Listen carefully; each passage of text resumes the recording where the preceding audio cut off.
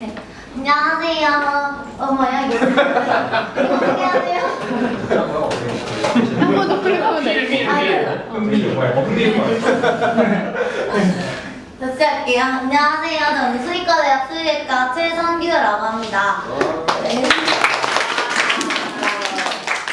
그렇고요. 처음에 목사가 수의대 의대를 이렇게 묶어봤는데요. 수의대 하시면은 처음에 수의대가 뭐야?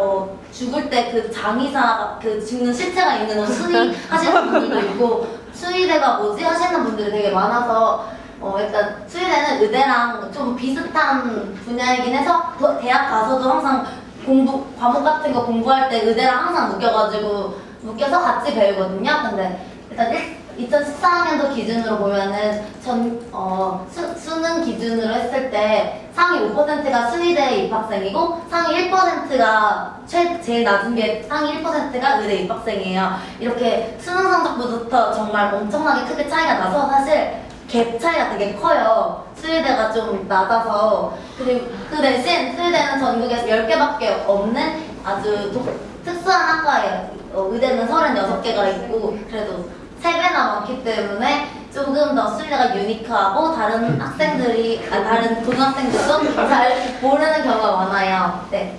수의대랑 의대의 가장 큰 차이는 그 환자의 생명체 종류?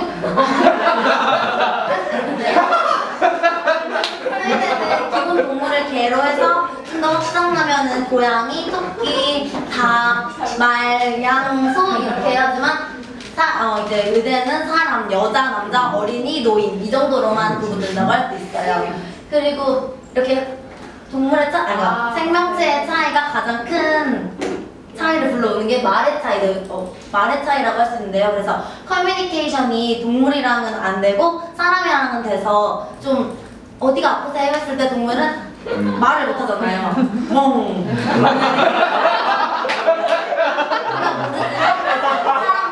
어디가 아프세요? 하시면은 배가 살살 아파요. 저는 머리가 지끈지끈 아파요. 이런 걸 할 수 있어요. 강아지가 말 이런 거 할 수 있어요. 그렇기 때문에 당연히 좀 더 불편함을 많이 느끼는 사람 쪽에서 의료기술의 발달이나 좀 더 진단적 측면이 좀 더 위에 높고 강아지는 예를 들자면은 사람은 눈이 잘 안 보이면은 시력이 뭐 2.0부터 0.-까지 내려가는 반면에 강아지는 어디 가서 이렇게 부딪히지 않는 정도? 이게 여기서 이게 책상인지 의자인지 잘 몰라도 이게 뭐가 있구나. 그러니까 부딪히지 말아야지. 이 정도만 알 수 있으면은 알 수 있도록. 왜냐면 내가 이건 책상이에요. 강아지가 말할 수가 없으니까 그 정도만 딱 보이는 정도로만 치료를 한다고 해요, 실제로. 그리고 이제 수의대랑 의대는 모두 의학 계열로 유일하게 공통점이 있다면 6년제 학교로서 예과랑 본과를 모두 이수해야 졸업이 가능해요. 예과 2학년, 본과 4학년으로 총 6년제가 이루어지고요. 두 개 다 남자분들 같은 경우에는 군대를 안 가도 되고 졸업 후에 군수의관이나 군의관으로 가서 3년 복무하고 월급도 150만 원 정도씩 받는 걸로 알고 있어요. 네. 그리고 입학 관련해서는 수의대 입학 관련해서는 첫 번째로 이거 고등학교 모양이거든요. 고등학교에서 바로 6년제 수의과 대학으로 가는 방안 1과 고등학교에서 다른 과에 잠깐 발을 담갔다가 학위 이수를 하고 다시 수의대의 본과부터 이렇게 이수를 받는 총 8년에 걸쳐서 이수를 받는 2가지 방법이 있으세요. 그리고 하지만 의대든 수의대든 우리 강아지와 사람에 대한 우리의 자세는 사랑으로 가득 찬 수의사와 의사의 마음은 언제나 같답니다. 그리고 이제 커리큘럼을 알려드리자면 예과랑 본과는 각각 2년, 4년으로 나눠지는데요. 사실 힘든 거는 2배가 아니라 거의 2배가 아니라 제곱? 4제곱만큼 힘들어요. 왜냐면은 예과는 교양 수업, 세 가지로 교양 수급, 그리고 본과에 대한 준비 과정, 그리고 자유로움을 꼽아봤어요, 특징으로. 왜냐면 본과에 가면은 더 이상 자기가 스스로 이렇게 수강 신청을 못하고 이제 수강 신청 시작 날이 돼도 이제 다 같이 그냥 자면 돼요. 왜냐면 알아서 짜주기 때문에 자기가 듣고 싶은 강의, 예를 들면 연애할 수 있는 강의라든가 댄스 스포츠 같은 재밌는 강의를 절대 예과에서만 들을 수 있고 본과에서는 못 듣기 때문에 일단 교양 수업을 처음 넣어봤고요. 이거는 무슨 풋볼 선수의 준비 자세인데요. 본과 진입을 위해서 예과에서 아무것도 안 하는 게 아니라 기본적인 소양은 약간 쌓고 가는 과정이기 때문에 준비 과정을 넣어봤고요. 아무래도 예과라고 하면은 상영과 경우에는 알겠지만 예과는 저희 학교 기준으로 4.3점 만점에 2점만 넣으면 본과로 갈 수 있어요. 그래서 정말 방탕한 생활을 즐기고 있어요. 이런 걸 고등학생한테 말해도 될지 모르겠지만 그래서 되게 자유롭고요. 본과는 그에 관해서 정말 엄청나게 빡센데요. 매일 아침 8시 30분에 1교시가 시작되고요. 1교시, 2교시, 3교시, 4교시 한 다음 점심시간 그리고 오후 시간은 실습으로 꼭 하루가 꽉꽉 찬 시간을 하루를 정말 꽉꽉 채워서 살 수 있다는 느낌을 받으실 수 있으세요. 그리고 지금 이제 고등학교 학생들처럼 선생님들께서 교실로 들어오셔서 강의를 하시고 다시 나가시고 강의를 하시고 나가시고가 반복되세요. 그래서 이제 대학교는 자유롭고 막 이렇게 책 들고 이렇게 룰루하면서 어머 하면서 감사해요 이런 거 절대 없고요. 그냥 맨날 보는 애들과 맨날 보는 선생님과 맨날 막 추리닝 입고 쓰레빠 신고 이렇게 6년을 총 4년을 다니면 되고요. 시험에 영속이라고 마지막에 났는데 정말 시험을 엄청 많이 봐요. 그래서 일주일에 3번 있는 적도 있고 4번 있는 적도 있고 하루 열심히 공부해가지고 좀 휴식을 취한 다음날 또 시험 공부에 들어가서 정말 선배님 오늘 뭐 하세요? 밥 사드세요? 이런 거 하면은 나 내일 시험이야 라는 답변만 받을 수 있어요. 그래서 본과 선배님들이랑은 밤 약속 잡기도 정말 어려워요. 그리고 본과는 일단 본과 1학년은 본과 커리큘럼에 대해서 소개를 해드리자면 본과 1학년은 기초 과목이라고 할 수 있어요. 기초 과목은 수의학을 배우기 앞서서 일단 기본적으로 알아야 될 것을 알고 가자는 의미에서 기초라고 사람들이 붙인다고 해요. 과목명은 해부학, 생리학, 생화학, 조직학으로 해부학은 다들 아시다시피 수의대는 기본동물이 개거든요. 그래서 개, 배째, 꼬르게 명하고 생리학은 이제 생명체나 이제 세포 수준에서부터 생명체 그런 동물까지 어떻게 잘 사나 이런 거 보는 거고, 생화학은 생물과 화학의 중간 과정이라고 생각하시면 되고, 조직은 뭐 이런 거 상필 조직이라든가 기관 조직, 위벽 이런 거 배우는 거 같고요. 네. 두 번째로 보시면은 본과 2학년은 예방이라고 할 수 있어요. 예방 과목에는 병리학, 양리학, 미생물학이라고 크게 대표적인 과목만 데리고 와봤어요. 병리학은 병에 걸리면 어떤 증상을 나타내고 이런 병을 가지면 어떻게 고쳐야 하고 이런 걸 배우고, 양리학은 그렇게 병에 걸리면 무슨 약을 먹여가지고 낫게 할까 이런 거를 배우고요. 또 미생물학은 세균학이랑 바이러스학으로 나뉘는데 뭐 질병도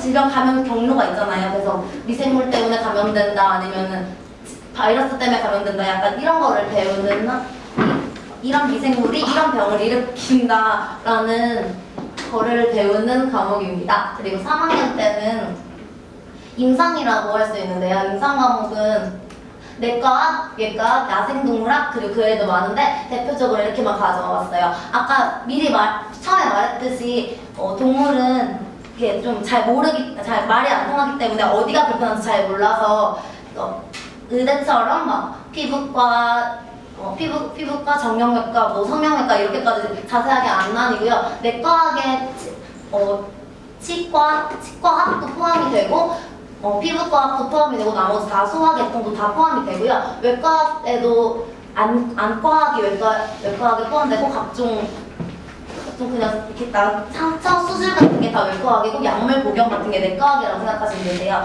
그리고 이 외에도 경제적으로 키우는 동물이 아니고 또 반려동물이 아닌 경우에는 나머지 동물은 대부분 야생동물이라고 넘어가서 또 그에 대해서 배우는 학문입니다.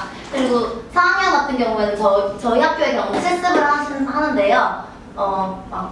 실습을 하는데요. 실습하는 경우에는 1년 동안 뭐 이론 과목을 딱히 배우지 않고 동물병원이라든지 학교 동물병원이라든지 아니면 다른 업체 기업의 동물병원 가서 뭐 개, 고양이, 소, 말, 닭 이렇게 대표적인 동물에 대해서 실습을 하는 걸로 알고 있어요. 근데 이건 저희 학교만에 해당되는 사항이고요. 다른 학교들은 기본적으로 4학년 내내 동안 기초 예방 임상의 세 가지 큰 과목들을 4년에 걸쳐서 배우는 걸로 알고 있어요.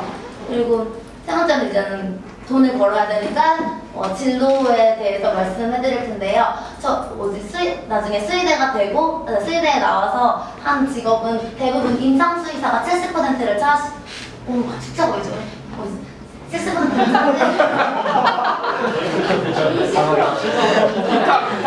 네, 의도한 거예요. 네. 첫 번째, 임상수의사가 뭐냐면 임상은 직접이라고 키워드를 적어놨는데요. 동물이 막 다쳐가지고 아프다 하면은 제가 딱 달려가가지고 딱 칼로 째가지고 여기 아프구나 하고 딱 꼬매줄 수 있는 이런 직접 동물을 치료해줄 수 있는 수의사가 임상수의사라고 해요. 그래서 종류는 동물병원에서 다 만드는 고치는 수의사들 대부분이 임상수의사고요.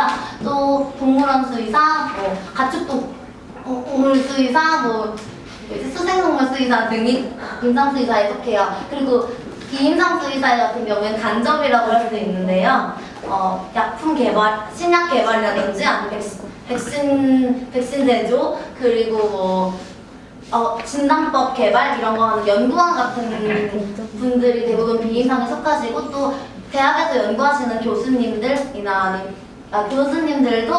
간접적인 비임상 수의사에 속해요. 그리고 이 또한뿐만 아니라 아까 이렇게 20%로 해놓은 이유는 이렇게 직접 간접에 속하지만 사실 수의사와 아주 관련이 없는 화장품 회사에 취직하시거나 아니면은 기자 같은 곳으로도 활동하시거나 아니면 또 아예 또 새로운 국제기구나 아니면 회사에 그냥 경영 컨설턴트 하시는 분들도 많으세요. 그래서 딱 수의사 면허는 발급되지만 딱 완전히 수의사의 진로만 가지 않아도 충분히 다른 진로도 자기 능력 안에서는 갈 수 있는 학과고 단지 면허증이 발급되기 때문에 메리트를 조금 가지는 게 더해지는 편이세요. 그리고 마지막으로는 꿈에 대해서 제가 말씀드릴 건데요. 저도 수의사를 수의대에 지망한 이유가 특별하게 있는 거는 있어요.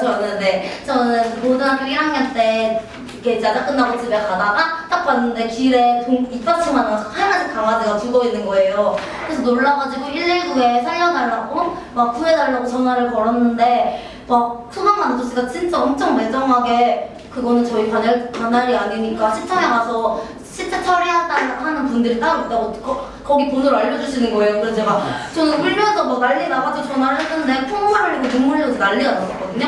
근데 그렇게 말해주고 저는 진짜 엄청 상처를 받았어요. 나름대로. 그리고 집에 와서 막 찔찔 짜고 막 생각을 해봤는데 이제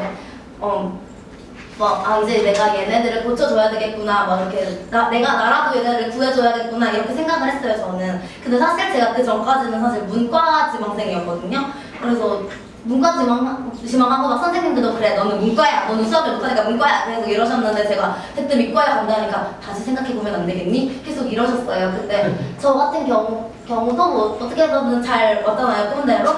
그러니까 여러분도 자기가 하고 싶은 일을 딱 찾으면은 나중에 후회는 할 수 있어요. 그렇지만 일단 원래 할까 말까 할 때는 하라라는 말이 있잖아요. 그래서 여러분도 후회하실 수도 있지만 일단 그때는 질러보고 나중에 뒷수습은 잘 하시는 게 감사합니다.